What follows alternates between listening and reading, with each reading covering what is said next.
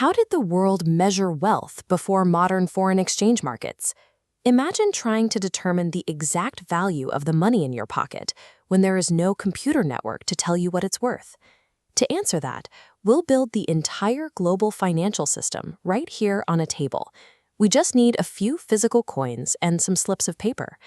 Our goal is to see how the seemingly invincible system known as the gold standard operated, and specifically how the outbreak of World War I caused it to collapse almost overnight.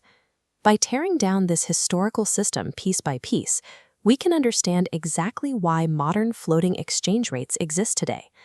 Let's set up the board.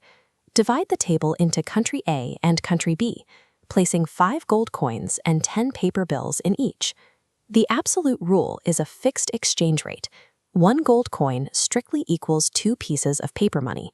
This was a legal reality.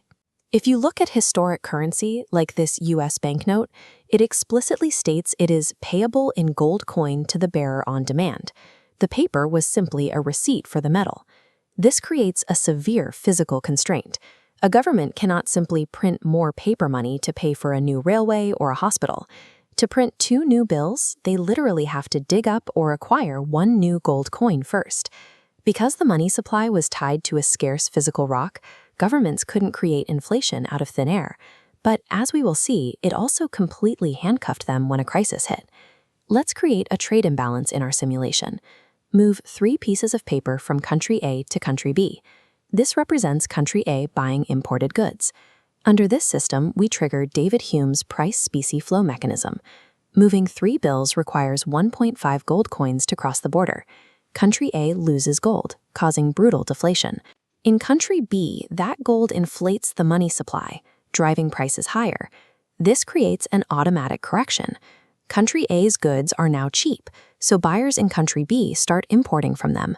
The trade reverses, and the gold physically flows back, restoring the balance. But look closely at the cost of that correction. The citizens in the country losing gold endure severe cash shortages, forced wage cuts, and brutal deflation, all without a central bank to cushion the blow. The Price-Specie-Flow Mechanism was a mathematically perfect tool for balancing global ledgers. It just required ordinary people to absorb the punishing physical shocks of the economic boom and bust cycle. Now we introduce an external shock to the table. In 1914, World War I erupts across Europe, demanding immediate, infinite military spending. Country A, representing a nation like Britain, faces an impossible dilemma.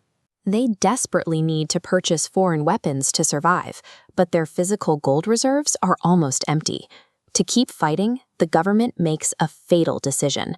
They officially abandon the gold standard, completely severing the mandatory paper-to-gold ratio. Simulate this on your table. Take a massive handful of new paper bills and dump them onto country A. Notice that you haven't added a single new gold coin. This is the definition of hyperinflation. Printing unbacked money rapidly destroys the currency's purchasing power. In places like the Weimar Republic, this meant carrying wheelbarrows of paper just to buy bread, using notes printed for 2 million marks.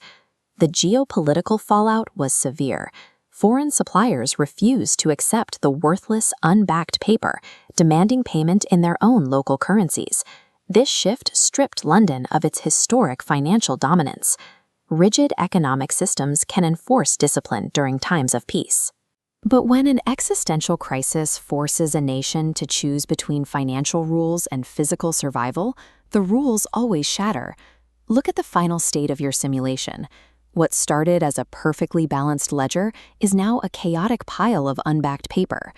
The gold standard provided excellent peacetime inflation control, but it was too brittle to survive extreme geopolitical pressure. That vulnerability is exactly why modern central banks utilize a floating exchange rate system.